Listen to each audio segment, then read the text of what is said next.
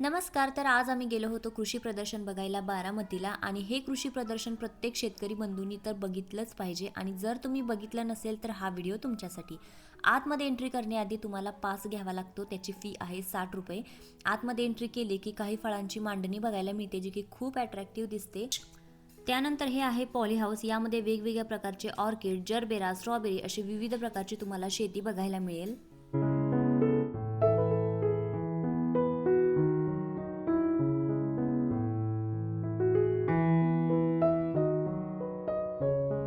आता ही आहेत खाण्यायोग्य फुले आणि याचा पीक कालावधी आहे 90 ते 150 दिवस.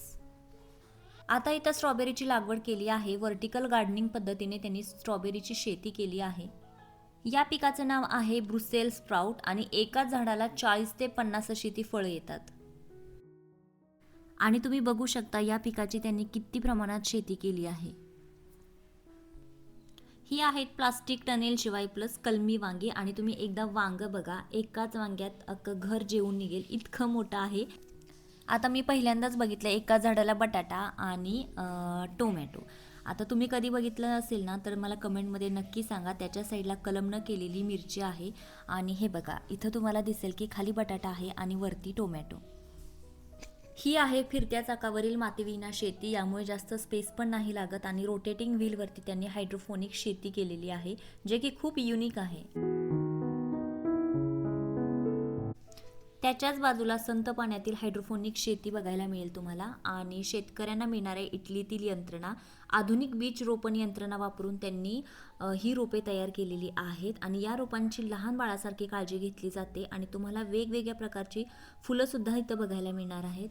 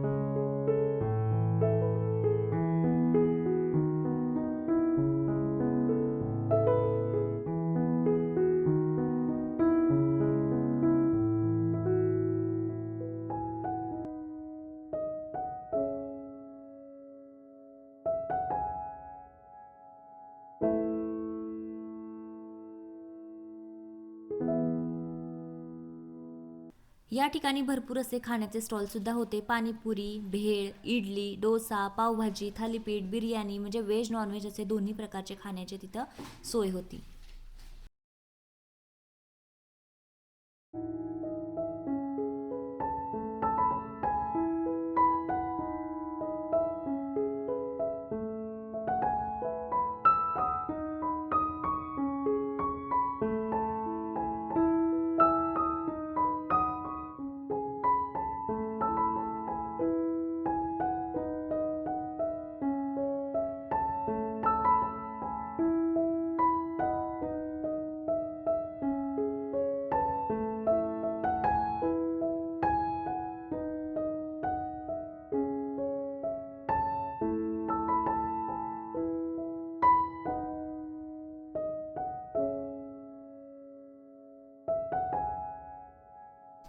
या आहेत बोर शेळी आणि या जातीच्या शेळ्यांमध्ये सर्व प्रकारच्या हवामान प्रदेशात राहण्याची त्यांच्यामध्ये क्षमता आहे. दररोज 1 ते 2 लिटर दूध देण्याचं प्रमाण आहे. रंगाने पांढरी आणि मान व डोके लाल आहे.